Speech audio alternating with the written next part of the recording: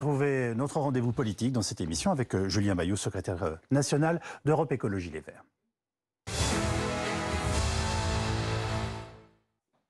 Bonjour Julien Bayou. Bonjour. Merci beaucoup d'être avec nous en direct sur ce plateau. Vous êtes secrétaire national d'Europe Écologie Les Verts. La primaire écologiste que vous organisez rassemble 122 670 inscrits. C'est 7 fois plus qu'en 2011. Le scrutin commence demain. C'est déjà un succès et en même temps, c'était pas gagné. Comment vivez-vous ce moment? Oui, moi je me réjouis. C'est un succès en termes de participation.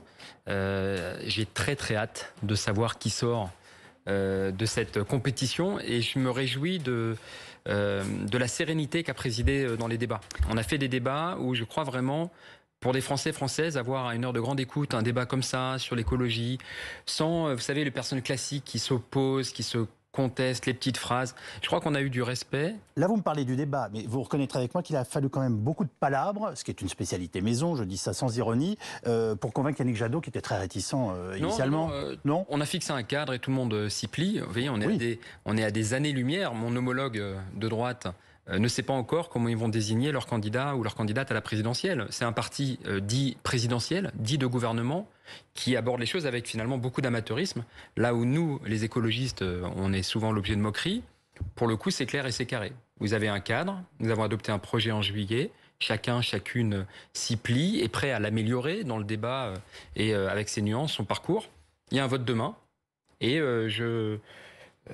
j'espère, mais j'en suis convaincu, que chacune pourra soutenir le ou la gagnante. Alors, très important, qu'allez-vous faire de la confiance de ceux qui se sont inscrits massivement cette fois-ci? Je rappelle que la dernière fois, ils ont désigné Yannick Jadot, qui finalement a soutenu Benoît Hamon. Autrement dit, quelle garantie a-t-on que vous ne soutiendrez pas, par exemple, Anne Hidalgo dès le premier tour de l'élection présidentielle? C'est très important, cette question. Bien sûr. La garantie, c'est que le monde a changé. Si vous voulez, Benoît Hamon, si on se rappelle en 2017, même si ça semble très loin, Benoît Hamon avait gagné sur les thèmes écologistes. Le revenu de base, les perturbateurs endocriniens, la transition écologique. On peut négocier avec les banques, mais pas avec le climat. Et donc nous nous étions dit, eh bien, il y a un moment à saisir.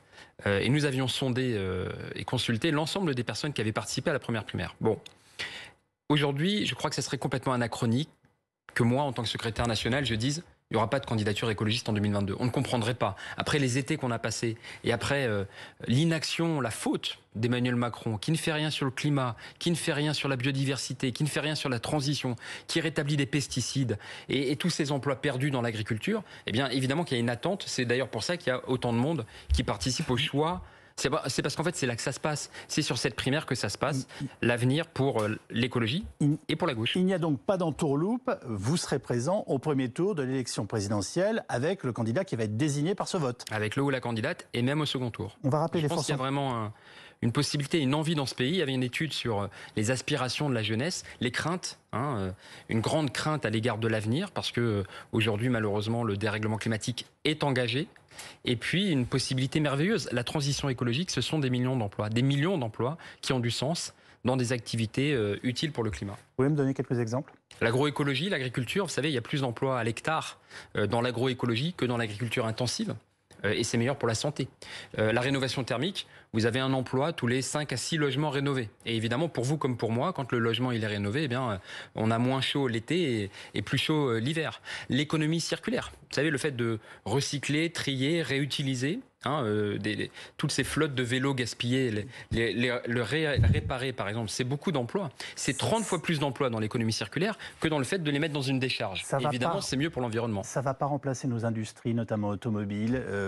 Enfin bref, ce qui a fait jusqu'ici la richesse de ce pays. Oui, mais malheureusement, l'automobile, c'est un peu plus de 100 000 emplois perdus dans les dernières années. Ça n'est pas de la faute des écologistes. Nous n'avons pas mis de conditions. Quand, en 2008, par exemple, Nicolas Sarkozy a décidé d'aider Renault et Peugeot, il n'a pas mis de conditions. Donc Renault a pu délocaliser et licencier. Eh bien, avec les écologistes, vous aurez une industrie verte, le fait de relocaliser l'industrie et de l'inciter fortement à aller sur des énergies renouvelables ou sur des voitures moins polluantes. Le temps file très vite. On va rappeler les forces en présence. Le scrutin doit départager l'eurodéputé donc Yannick Jadot, le maire de Grenoble Éric Piolle, l'ancienne vice-présidente de la région Hauts-de-France Sandrine Rousseau, la députée Delphine Batho et l'entrepreneur Jean-Marc Governatori.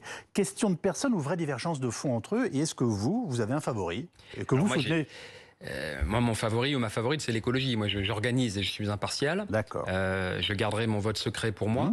Fondamentalement, c'est un projet cohérent. Vous savez, je ne peux pas vous dire qui va gagner, j'aimerais, mais je ne peux pas.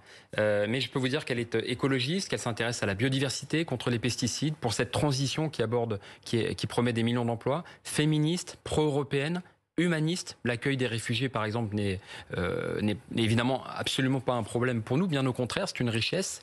Nous avons le portrait robot parce que nous avons adopté un projet cohérent ensemble. Et donc, vous avez des personnalités.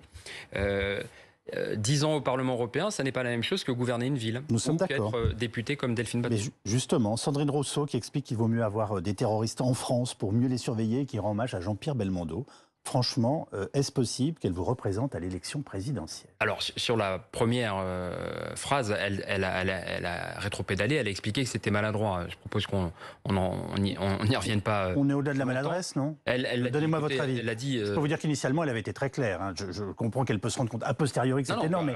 Je vais vous le dire, ce qui est très clair, c'est que nous sommes pour l'accueil des personnes qui fuient les exactions des talibans, et il est évidemment hors de question de faciliter l'arrivée sur le sol français. Ma question, c'est peut-elle représenter la famille écologiste à l'élection présidentielle après ses propos?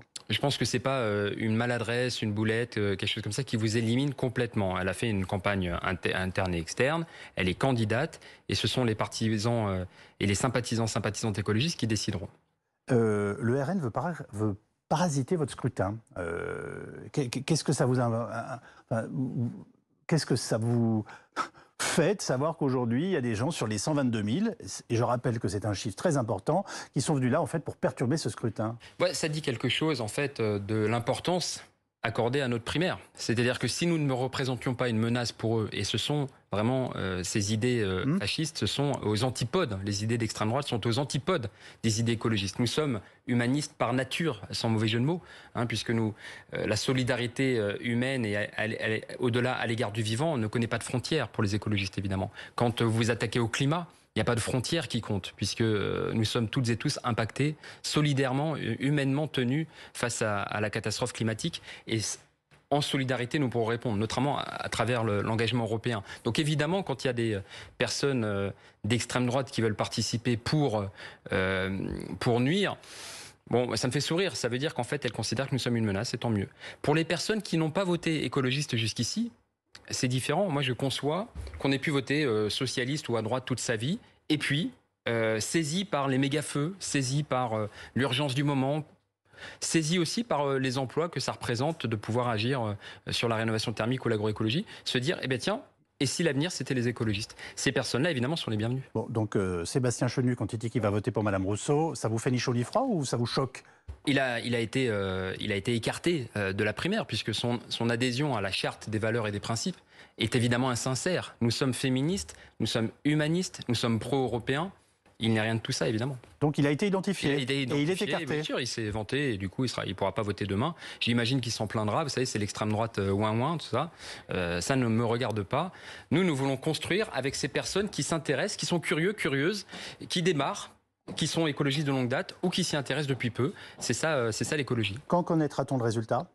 Le dimanche, il peut y avoir un second tour, nous sommes bien d'accord. Écoutez, c'est très ouvert. Le dimanche à 17h15, nous aurons les résultats du premier tour. Il est possible qu'il n'y ait qu'un seul tour. Le plus probable est que nous revotions pour la suite avec les deux qualifiés. Et nous aurons le résultat le 28 septembre à 17h, juste après les élections allemandes. Vous savez que les Grünen, les Allemands, jouent aussi le podium dans ces élections allemandes. Merci Julien Bayou d'avoir pris la parole ce soir sur BFM TV. Et on a bien compris que quoi qu'il arrive, votre candidat ou votre candidate sera bien présent au premier tour de l'élection présidentielle. Merci beaucoup.